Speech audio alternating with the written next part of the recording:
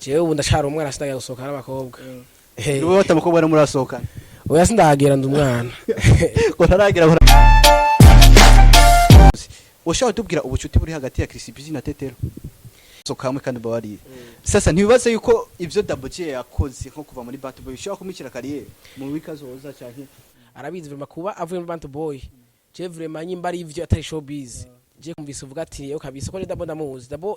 Dabo ndamuzi ukuntu ameze Dabo no murambere afite imistari myinshi kandi yandika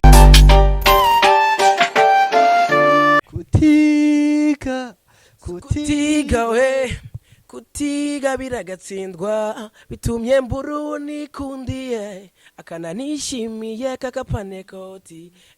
kagapanekoti mama kutiga we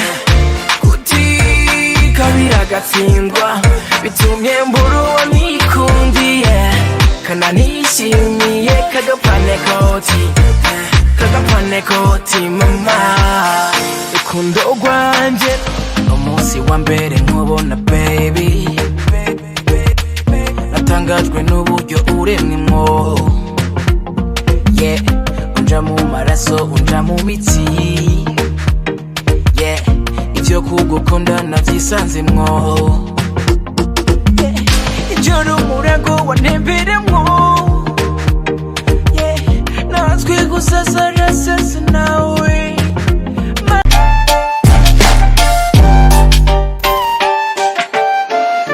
Yes ayo bakuzi ba Kiyago Media TV isho boy KG Fabe inyuma ya kamera ni Steve yo dize ntora micro mbagira ndabahe akantu ko bwenge ndazi ko musanze mumenyere sasa uno munsi nko mubibona twagiye ahantu ku muririmbyi dusanzwe tuzi ariko arabikora fresh nawe suundi ni wa wundi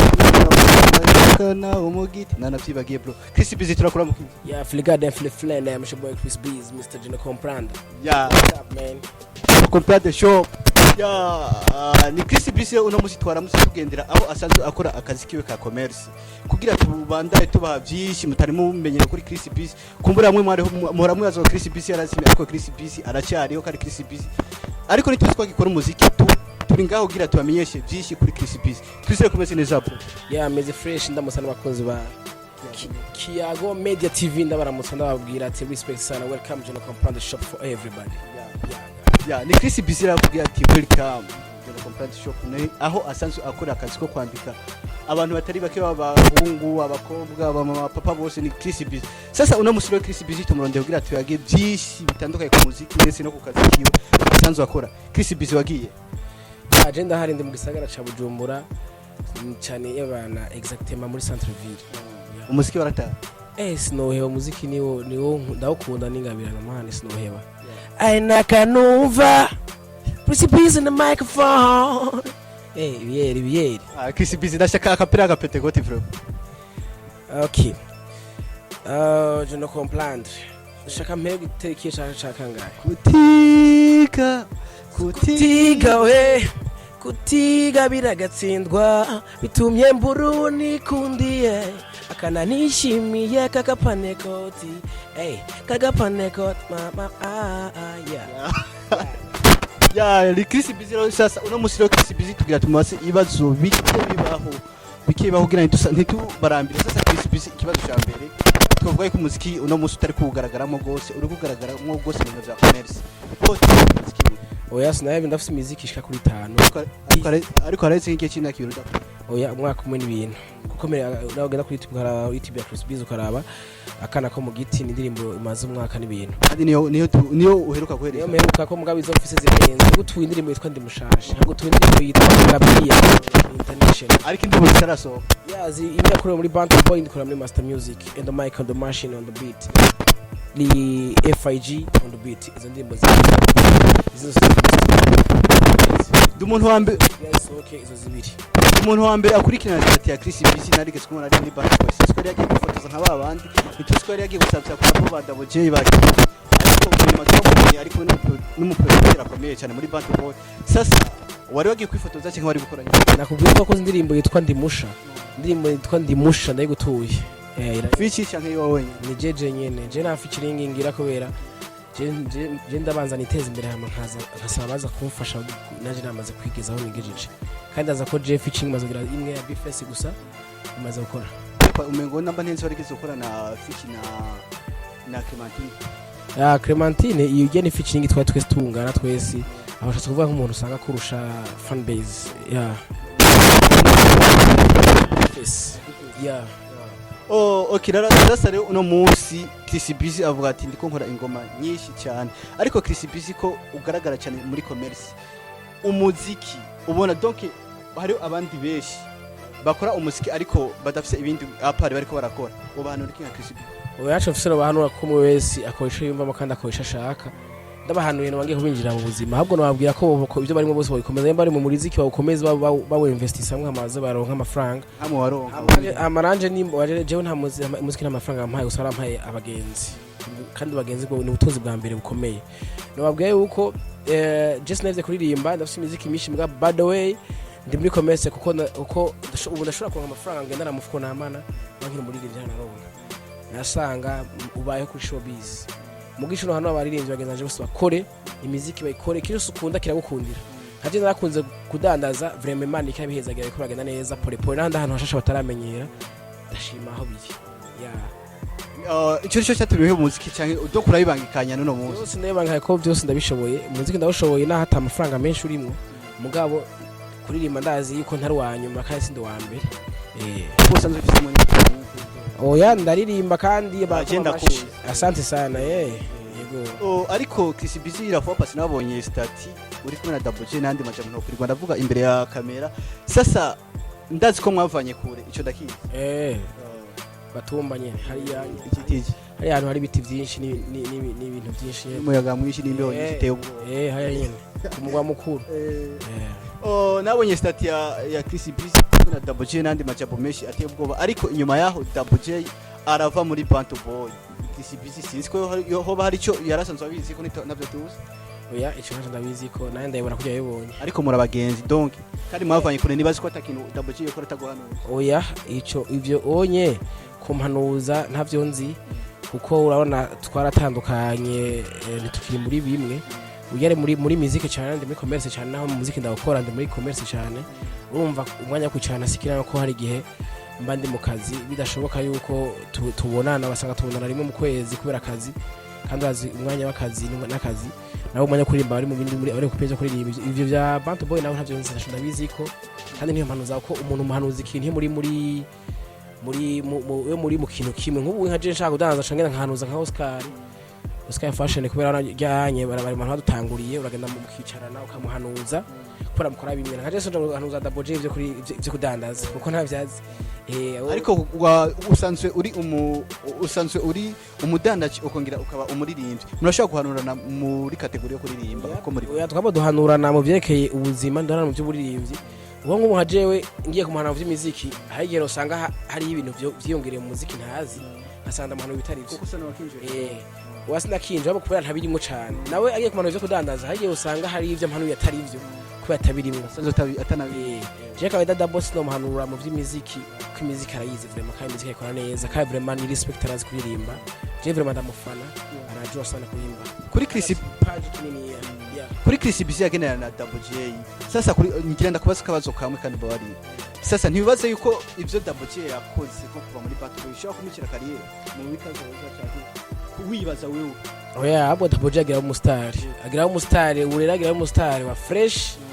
umustar akora ikintu cyose ari free kubera hajyanye ushaka gusanga hari ivyo yawe gukora kubera ari muri management ya Fizo kuko no muri management muri rimvyo ukora ibintu vyiza kuko bashaka gushika yego elevo ntizingana mugabo bashaka gusanga uragize ikintu kinini kirutana na manager urumva ubunye azoba free akubita imistari yayo ndina wumvise uvuga ati yo kabisa ko Double ndamuzi ukuntu ameze Double umuntu wambere afite imistari myinshi kandi yandika neza cyane kazi kuririmba vraiment arakora ku mitima y'abanaje ararimba turi mu nkumva aho tunkoze ko nyene koza wumva nk'umuntu avuga ati amwishinze no urumva arabizi vraiment kuba avuye mu Bantu Bwoy je vraiment nyimba ari ivyo atari showbiz je kuri je no ryohego Double big star azo mu star cyane gose kurusha kujya yarari Okay, ariko hariho byinshi yaronka muri management kuko turamuzi Double J akiri muri Zayiko bose ugira urazi ko tusaye tuzi ko yavuye muri ko aja muri Double J afite talent, afite double talent, urumva afite igikundiro. Muga yagiye kugaragara gose Double J yinjiye muri Bantu Bwoy. Tuvugana uko Bantu Bwoy yamutoye kubera abizi. Afite tara kandi biko iko yari yamukunze. Muga yarevoriwe. Wowe uribuka igihe Fiza ava hanze, igihe Fiza ava hanze yarashavuga ati ndakeneye ko umutwe Double J yari indirimbo yitwa ngo ntancike. Ntancike. Naho Fiza avuga ati uri umupeti. Baracara musinyisha. Muga ntiyamusinyishije kubera ngo ari ibiki ingabero ni yiwe. Dabara afite igikundiro. Arafise na talent yo kuririmba no kwandika si umva afise amatara menshi jewe naye kuririmba naramuhanuje muziki nshasha narivye naramuhanuje ko akore muri Bantu Bwoy narinze meze muziki wose turi komwe muri studio yaremera hojyama ko twara ijoro twagiye twatangwe gukora sayine y'ijoro doza saa 10 y'ijoro urumva yarampanuye kubera abirimwo je nari namaze bisi nabirimwo simenye ibigezweho mugurumva iri ku rwego ya ugwego ugwego hejuru nyene atariza yego arundi cyari kwigitoki bro no ugwego nyene basi kuri level ugwego ni level umva kiri kuri nivo nyene yago cyanye Chriss Bizz haje umuntu Chriss Bizz aramaje ati Chriss Bizz usanzwe uri umuririmbyi kandi Chriss Bizz uri n'umudandaji rero Chriss Bizz dushaka ucaguremo kimwe guheba umuziki no guheba kudandaza Chriss Bizz yoheba iki akabandanya iki oya hana kimwe no heba oya ni shwa swati ukoremo kimwe uhebe kimwe baje gucyo ico ibintu byerekeye ubuzima bwanje aho mbaje kucyo kandi bidakunda ntavyo vanga urumva ngo ncagure sincagura kubera ntatekure hajye kuvuga ngo ncagure ko ubu ubuzima bw'iwanje ndako ushaka ntara kimwe no heba rero je kubwanje sasa kuririmba rero cyo bimfashije udandaza cyo bimfashije mu buzima Chriss Bizz kuva utanguye commerce kuko watanguye twatanguye kumenya uri muririmbyi winjira muri commerce urabona ko bizokorohera gukora umuziki n'ubudandaji gamana bizokoroha kanga ahubwo byaroroshe oya no kuva utangura kudandaza ntasura muri studio nta ndirimbo turugira tu kubera naha gusora ama audio sinosora audio code ntandasora ntandandaza gusa abo nkeneye gusora indirimbo ziri kukomuza makungu shaka video muri Kenya shaka video muri Tanzania ashaka korera ngaha muri ibintu biri kuwego apana muri ahora kumunye nasoma franga yo gukora video kandi nziza ite mugapana yikirenga amafaranga yo gukora video ngaha mu nda yafise no yaronka cyo gituma rero nditonda ko nihuse ucumengo naho navuye naho nagiye koze video nkimwe nakora ntaratanga gukora commerce ucumengo sigeze ntera imbere urenkene gutera imbere biboneke mu bikorwa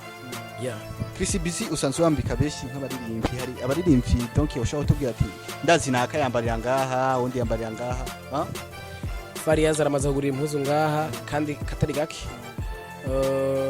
undi ni Arnovich hakaba Obelix hakaba Mr Donaldo undi nambika ni Clementine Kevin ndamwambika aratuma twamushira muhira Endomai karamaze kugura impuzu ngaha Délégué Général ugwego ebana wowe nonga yamaha abandi maze gura aba journaliste baraza kunshorera benshi biri muri Buja Flavor murataza ngaha mu bastar ingeni Satubi abandi bose baramaze kuhaza baranshorera harabo muhani impuzo mu clip ba We Love Music baraza kunshorera ngaha ba Momo Melody hari hanye bene benshi baramaze kunshorera kavi makabona ati respect turabona ko iterambere rya Chriss Bizz riko ritera rikimbere vraiment Chriss Bizz ko tumunsi rya yejuke kumurabana physique yiwe ya kahise kwacimura abantu burabona ko akanoti gasana kari sasa Chriss Bizz ava yuko tusezira mbo toherahetse kiganiro abatazi aho Chriss Bizz akorera je nkorera Avuze de l'amitié ahanye kuri ushisa kuri fer rouge chabinja mu ipave urupangu wa mbere guguruye nka 5 metre vuye ku kaburimbi chabinje ndani mu rupangu bifatanye na sokabu